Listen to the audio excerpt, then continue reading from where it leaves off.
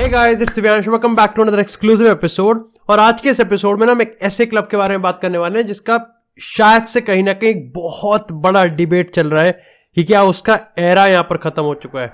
और हम लोग आज इस एपिसोड में बात करने वाले हैं लिवरपूल एफसी के बारे में।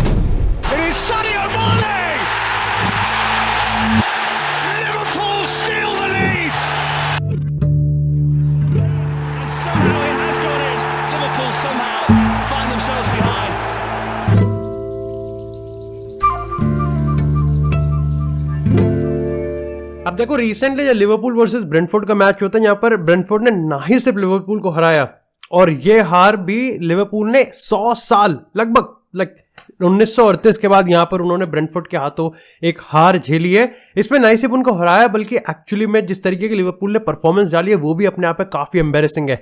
अब देखो जब तुम लिवरपूल की इस लॉस को एक लॉन्ग टर्म पर्सपेक्टिव और रेफरेंस से देखोगे तो तुमको शॉकिंग लगेगा, लेकिन अगर तुम सिर्फ इस सीजन की बात करोगे ना तो लिवरपूल की ये लॉस कोई शॉकिंग नहीं है, बल्कि एक्चुअली में हर दूसरा बंदा ये कह देगा कि हाँ ये तो होना ही था। अब चाहे तुम इसमें ब्रेंटफोर्ड की तारीफ करोगे, देखो डेफिनेटली इस एपिसोड में हम लोग जहां ब्रेंटफोर्ड और इस मैच की बात करेंगे कोई भी क्रेडिट मैं ब्रेंटफोर्ड से नहीं छीनूंगा, लेकिन डेफिनेटली हम ब्रेंटफोर्ड पे किसी और एपिसोड में बात करेंगे। आज हम लोग इस एपिसोड में बात करेंगे कि कौन सी वो चीजें जो कि लिवरपूल के कंट्रोल में है, कौन सी वो चीजें जो कि लिवरपूल ने खुद खराब करी है, कौन सी वो चीजें जिनके चलते लिवरपूल एक्चुअली में आज उस जगह पर है जहां पर शायद से किसी ने इस लिवरपूल की साइड को इस साला लीडिंग, इस वर्जिल वैन डाइक लीडिंग, इस जर्गन क्लॉप लीडिंग साइड को कभी किसी ने एक्सपेक्ट भी नहीं किया था। अब देखो यहां पर हम लोग दो चीजों की बात करने वाले हैं, फंडामेंटल प्रॉब्लम और टैक्टिकल प्रॉब्लम। अब देखो अगर फंडामेंटल प्रॉब्लम की बात करेंगे जो लिवरपूल के अंदर से यानी कि जो पिच के बाहर से चीजें हो रही हैं, सबसे पहला आता है लैक ऑफ इन्वेस्टमेंट। देखो कायदे से ये गलत भी है और घूम फिर के हम इसको प्रूव भी कर देंगे कि ये सही भी है।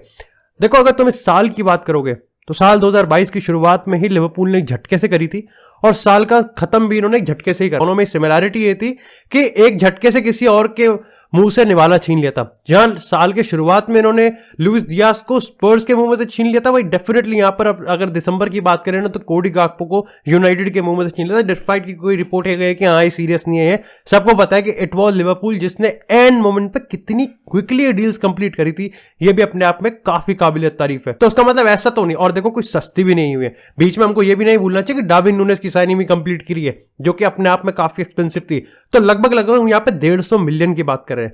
अब देखो लिवरपूल की जब बात करते हैं तो हमको ये नहीं भूलना चाहिए कि मोहम्मद साला का कॉन्ट्रैक्ट भी रिन्यू किया गया है, उसके बाद वैन डाइक पे होल्ड रखा गया है, अपनी इंजरीज से कोप अप कर रहे हैं, थियागो में एक कंसिस्टेंसी लेवल आया है, उसके बाद टीनेजर्स को यहाँ पर जर्गन क्लॉप ने वापस से स्टार्टिंग 11 में इम्बेड किया है और उसके ऊपर से हाँ सादियो माने गया है, बट सादियो माने वाज द ओनली वन जो कि बहुत बड़ा प्लेयर चला गया। उसके अलावा यहाँ पर डार्विन नूनेस जिसको ऑफकोर्स सादियो माने जितना बड़ा गैप फिल करना था, उसके बाद यहाँ पर लुइस डियास को लाया गया और अब जो लेटेस्ट एडिशन है वो है कोडी गाकपो। तो डेफिनेटली ये तो सवाल नहीं खड़ा होने चाहिए कि लैक ऑफ इन्वेस्टमेंट है। इन्वेस्टमेंट तो है, चाहे एफएसजी को गाली दिया जाए या नहीं दिया जाए, लेकिन सही में सवाल सबसे बड़ा ये खड़ा होता है कि लैक ऑफ इन्वेस्टमेंट कहना इसको ज्यादा अप्रोप्रिएट रहेगा या फिर इसको कहना चाहिए कि इन्वेस्टमेंट इन दी राइट स्ट्रैटेजी।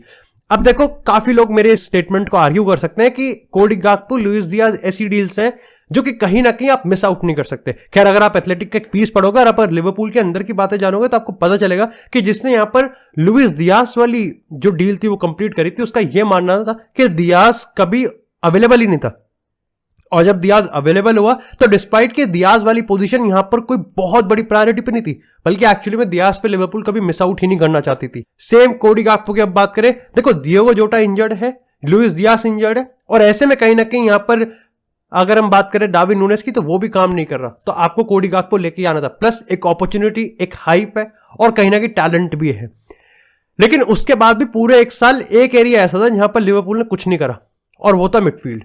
अब देखो यही चीज होती है कि लैक ऑफ इन्वेस्टमेंट। आप इस तरीके से तो कह सकते हो कि हाँ आपने इन्वेस्टमेंट किया बट स्टिल सफिशिएंट इन्वेस्टमेंट नहीं है। अगर आप एक इन्वेस्टमेंट कर रहे हो, अगर आप ये कह रहे हो साल के अंत में आके as a owner of Liverpool कि मैंने 150 मिलियन दिए, तुम्हारी गलती है, बट आपने 150 मिलियन के बाद आपने ये नहीं देखा कि जो problem at the first place शुरुआत में वहां पर एग्जिस्ट कर रही थी वो तो अब भी एग्जिस्ट कर रही है।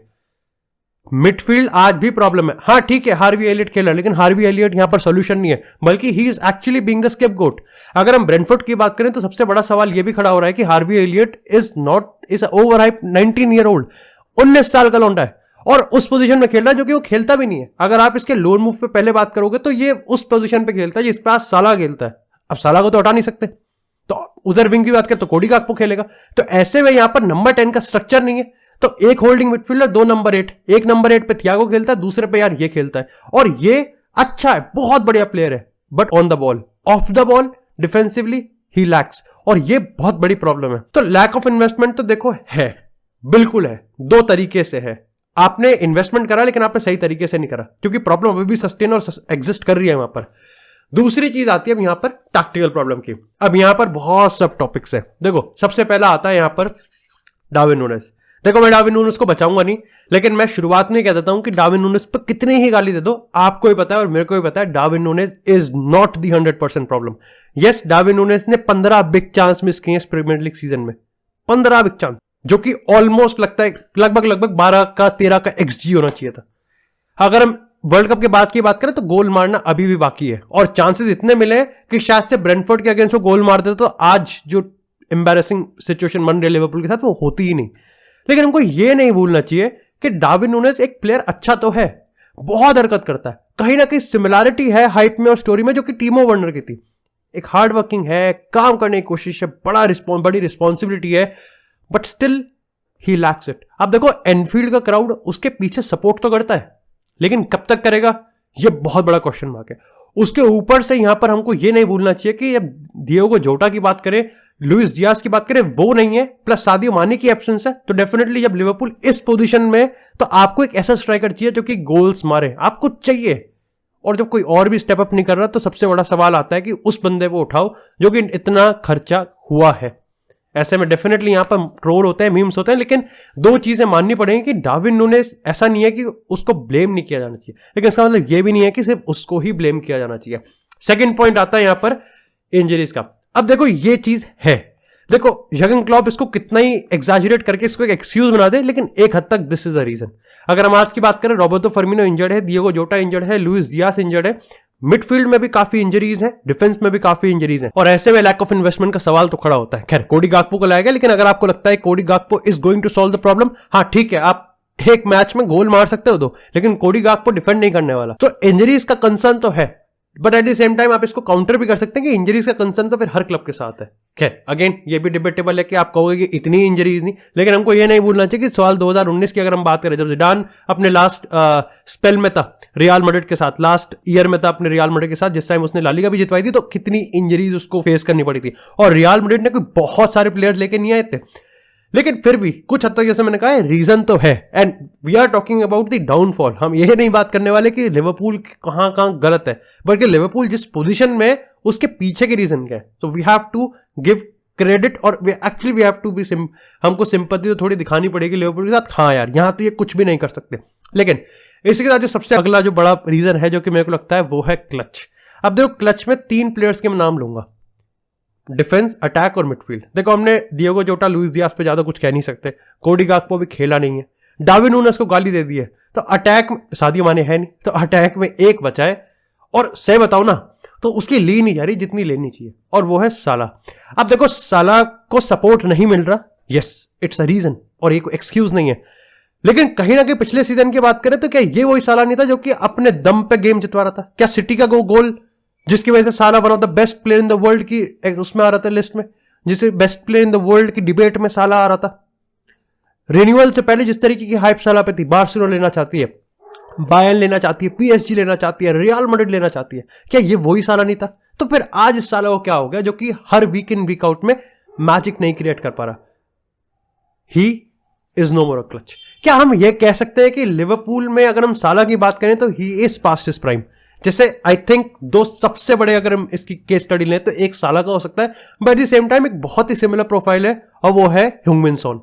दोनों ही प्लेयर्स कहीं ना कहीं यहां पर इस चीज से जूझ रहे हैं। अब definitely they don't have time in their favour, time नहीं है, क्योंकि यहां स्पर्स भी स्ट्रगल कर रही है, जिस पे आने वाले टाइम पे एक एक्सक्लूसिव एपिसोड बनेगा भी, वहीं लिवरपूल भी स्ट्रगल कर रही है, जहां पे मैंने तुमको बता दिया कि Darwin Nunez is not the whole problem, क्योंकि सालाह भी कोई स्टेप अप नहीं कर रहा है। हाँ आप एक बार को सिंपैथी दे सकते हो क्योंकि हेल्प भी नहीं मिल रही है, लेकिन ये साला उस कैपेबिलिटी का तो रखता है जो कि खुद बहुत कुछ क्रिएट कर सकता है। नंबर 2 फैबिनियो, जो मिडफील्ड लिटरली बिल्कुल पैरालाइज्ड है। जो मिडफील्ड इसमें कहीं ना कहीं मैं सिर्फ थियागो को देख सकता हूँ। थियागो एक ऐसा बंदा है जो कि अपनी क्लास को मेंटेन करता है। उसके बाद अगर हम फेबिनो की बात करें, जब फेबिनो नहीं था तो यहाँ पर होल्डिंग मिडफील्डर हेंडरसन खेलता था, जो कि सबको पता है like it's like trouble in paradise, like it's बकचोदी है। उसके बाद अगर हम बात करें यहाँ पर हार्वी एलियट की, तो उसका डिफेंसिव ड्यूटी उसकी बेकार है। ऐसे में फबीनियो जो कि लाइक पहले इंजर में, लेकिन अब धीरे धीरे कहीं ना कहीं वो भी अपनी पोजीशन में आ रहा है, but he is doing work of two. क्योंकि जैसा मैंने तुमको बताया कि थियागो से हम ट्रैक बैक, वर्क रेट ये बात नहीं कर सकते, थियागो से हम ऑन बॉल क्लास की हम बात कर सकते हैं। At the same time Harvey Elliott की हम बात करें तो उससे भी हम लाइक ये सब हम देख ही नहीं है कि he is been it's evident कि वो डिफेंसिवली जो एट्रीब्यूट्स हैं उसमें लैक करता है। ऐसे में फबीनियो को दो काम करने पड़ते हैं, एक दो, और हमको ये नहीं बोलना चाहिए कि फेबिनियो खुद भी कहीं ना कहीं थोड़ा सा उसका पोटेंशियल डिग्रेड हो रहा है। अब यहां पर तुम में से बहुत लोगों का काउंटर आया है या फिर कहीं ना कहीं सपोर्टिव आया है, लेकिन एक आर्ग्यूमेंट तो है जो कि अगला पॉइंट हमको लेके जाएगा अगले पॉइंट पे। लेकिन जो तीसरा प्लेयर जो क्लच है वो हमें वर्जिल वैन डाइक। एक वैन डाइक 2019 में लियोनेल मेसी से बैलन डोर हारने पे, उस मेरे को आज भी याद है 2020 में जब चैंपियंस लीग जीते थे, वैन डाइक वाज अनटचेबल। अब मैं ये नहीं कह रहा कि van Dijk has been disastrous, but कहीं ना कहीं वैन डाइक की अथॉरिटी खत्म होती हुई तो दिख रही है। कहीं ना कहीं वैन डाइक के रिगार्डिंग जो अनटचेबिलिटी बनाई गई थी, कहीं ना कहीं वैन डाइक के रिगार्डिंग जो एक अनडिस्प्यूटेड डिबेट क्रिएट की गई थी कि वैन डाइक को आप क्रिएट नहीं कर सकते। मैं सही बताऊं, I love van Dijk, but I found it funny जब लोग उसको वैन डाइक को माल्दीनी या सर्जियो रैमोस या फिर कहीं ना कहीं हम बात करते हैं कार्लोस पियोल जैसे प्लेयर्स के साथ कंपेयर करते हैं। No, he don't stand a chance. और कहीं ना कहीं मेरे को लगता है कि वैन डाइक का बहुत बढ़िया है अभी, बट हमको ये नहीं बोलना चाहिए कि पिछले कुछ टाइम में वैन डाइक की परफॉर्मेंस भी डिग्रेडिंग आई है, डिप्रिसिएशन देखने को मिला है उसकी परफॉर्मेंस में। और ये भी एक बहुत बड़ा एक रीजन है कि लिवरपूल एक्चुअली में गोल क्यों कंसीड कर रही है। अब आप में से काफी लोग कह सकते हो कि ट्रेंट आर्नोल्ड को डिफेंड करना नहीं आता। हाँ ठीक है, नहीं आता, लेकिन इसका मतलब ये नहीं है कि van Dijk has been giving 10 on 10 performance. क्योंकि यही वो वाला हिसाब है कि अगर आप अटैक में डार्विन नूनेज़ को पकड़ के चिल्लम चिल्ली कर दोगे देन यू आर इग्नोरिंग साला, और अगर आप डिफेंस में ट्रेंट आर्नोल्ड को पकड़ के चिल्लम चिल्ली कर दोगे then you are actually ignoring van Dijk. अब मैं यहाँ पर डिटेल में नहीं जा रहा मैच बाय मैच, क्योंकि हम सबको पता है किस तरीके से मित्रोविच ने आर्नोल्ड को यहाँ पर बुली किया था, या फिर हम बात करें किस तरीके से यहाँ पर ब्रेंटफोर्ड वाले मैच में लाइक फिजिकलिटी के मामले में, हेडर के मामले में, सबको पता है Trent Arnold has been disastrous. But at the same time मैं ये नहीं कह रहा कि वैन डाइक की परफॉर्मेंस 10 on 10 आई है, लेकिन एट द सेम टाइम मैं ये भी नहीं कह रहा कि वो डिजास्टर्स दे रहा है, बट डेप्रिसिएशन तो हुआ है। अगला पॉइंट है जर्गन क्लॉप। अब देखो जर्गन क्लॉप की सबसे बड़ी जो प्रॉब्लम है ना, वो है कि वो कहीं ना कहीं खुद को आइडेंटिफाई नहीं कर पा रहा है। This is not the Liverpool we are used to. हाँ, लिवरपूल प्रीमियर लीग में 6th 5th 7th वहां पर है, एक्सपेक्ट नहीं करा था। हाँ, लिवरपूल मैच हार रही है, एक्सपेक्ट नहीं करा था। हाँ, लिवरपूल गोल नहीं मार पा रही है, एक्सपेक्ट नहीं करा था। But at the same time हमको यह भी पूछना चाहिए कि ये वो लिवरपूल एक्चुअली में है भी नहीं, क्या तो हमको एक्सपेक्ट, ये वही लिवरपूल नहीं है जो हमने कभी एक्सपेक्ट भी नहीं करा था। क्योंकि ये लिवरपूल वो लिवरपूल नहीं है जो कि 7 सेकंड के अंदर प्रेस करके बॉल छीन सकते हैं। This Liverpool is not capable of doing that. ये लिवरपूल सॉफ्ट है, इस लिवरपूल को छुई मुई कहते हैं। They can get bullied. जो इनकी हाई डिफेंसिव लाइन का सबसे बड़ा आइडेंटिटी थी, आज इनसे वो समझ ही नहीं जा रही। जो इनका अटैक, क्रॉस, कन्वर्जन रेट, जो इनका मिडफील्ड में डिफेंड, जिस हाई लाइन के बलबूते पे एक्चुअली बुली करते थे, वो इसलिए था क्योंकि आगे के प्लेयर्स इतना प्रेस करते थे कि इनको जरूरत नहीं पड़ती थी। आज इनके वो बस की नहीं है। आज इनका मिडफील्ड आउटरन हो पा रहा है। आज इनके अगर फुल बैक की बात करें तो ट्रेंट आर्नोल्ड का एक असिस्ट आया था ब्रेंटफोर्ड के अगेंस्ट, जो कि उसका इस सीजन का पहला है। जो मैस्ट्रो हम कहते हैं वो कहीं ना कहीं इनमें मिसिंग है। अगर हम रनर्स की बात करें, रॉबर्टसन हैज बीन गुड, लेकिन कहीं ना कहीं ये सब के सब बहुत अलग और डिसजॉइंटेड लग रहे हैं। तो जो आइडेंटिटी है वो तो गायब होती हुई दिख रही है हमको। जो दूसरा पॉइंट है वो इसके खुद के डिसीजन। जैसे जैसे हम देख रहे हैं क्लब कल्चर थोड़ा बदल रहा है, अब फॉर सेल है। जर्गन क्लॉप का सेव बहुत बड़ा गया और ये बताया गया है कि अगर क्लब किसी के भी हाथ में चला गया, ठीक है, रामदेव के भी हाथ में चला जाए, तब भी जर्गन क्लॉप रहेगा। बट ऐसे में जब आपकी सेव आती तो आप ये कैसे बता सकते हो कि जेम्स मिलर आपको सही लग रहा है? एट द सेम टाइम आप ये कैसे कह सकते हो कि आप नेबी केटा को खेलने के लिए नहीं लेके आ रहे हो? आपको जब पता है कि हार्वी एलियट की वो परफॉर्मेंस नहीं आएगी वहां से, आप फिर भी उसको रिगार्डलेस ऑफ द फैक्ट कि उसकी परफॉर्मेंस वहां से नहीं निकलेगी, आप कैसे कर सकते हो? आपने टैक्टिकल ट्विक्स करे, आपने वो करे, बट कहीं ना कहीं आप अपनी आइडेंटिटी को कैसे वापस नहीं लेके आ पा रहे हो? This is the biggest question और बिगेस्ट क्रिटिसिज्म जो कि जर्गन क्लॉप को फेस करना पड़ेगा। तो कि कंक्लूजन क्या है भाई? देखो, कंक्लूजन ये है कि अगर एक ट्रांसफर तुमको लगता है कि कोडी गाकपो का transfer is going to create a magic in the Liverpool, नहीं। हाँ, लुइस डियाज वाला हाइप है वो मेंटेन हो जाएगा, और लुइस डियास और कोडी गाक्पो सबके आने के बाद बहुत कुछ हो जाएगा, बट आपको यह भी समझना पड़ेगा this is not the solution. हाँ, डार्विन नूनेज भी एक बार क्लिक करने लग जाएगा तो गोल वो भी मारेगा, इसमें भी कोई शक नहीं है। लेकिन अगेन लिवरपूल का गोल ना मारना is not the biggest problem. Liverpool का मैच ना जीतना, लिवरपूल का गोल ना बचा पाना, लिवरपूल का अपनी आइडेंटिटी को ना रिस्टोर कर पाना इज द बिगेस्ट प्रॉब्लम। और प्रॉब्लम यह है कि ये जो स्क्वाड है ये एजिंग स्क्वाड है। अगर आप साला की बात करो, वेन डाइक की बात करो, फर्मिनो की बात करो, अगर आप पीछे फेबिनियो की बात करो, हेंडरसन की बात करो, जेम्स मिलनर की बात करो, फॉसिल फ्यूल है वो आदमी, पेट्रोल है वो, पेट्रोल से पुराना आदमी है वो। तो ऐसे में लिवरपूल को देखना पड़ेगा कि वो किस तरीके से रिस्टोर करेंगे। ऐसे में मेरे को एक हास्यास्पद लगता है मेरे को जब कोई ये कहता है कि जर्गन क्लॉप को सैक कर दो, because the problem is not with the Jurgen Klopp, the problem is the whole strategy जिस चीज पे एक्चुअली में ये लिवरपूल काम कर रही है। जितनी जल्दी, हाँ ठीक है, बेलिंगम सॉल्यूशन नहीं है, बेलिंगम रियल मैड्रिड लेके जाएगा। धन्यवाद।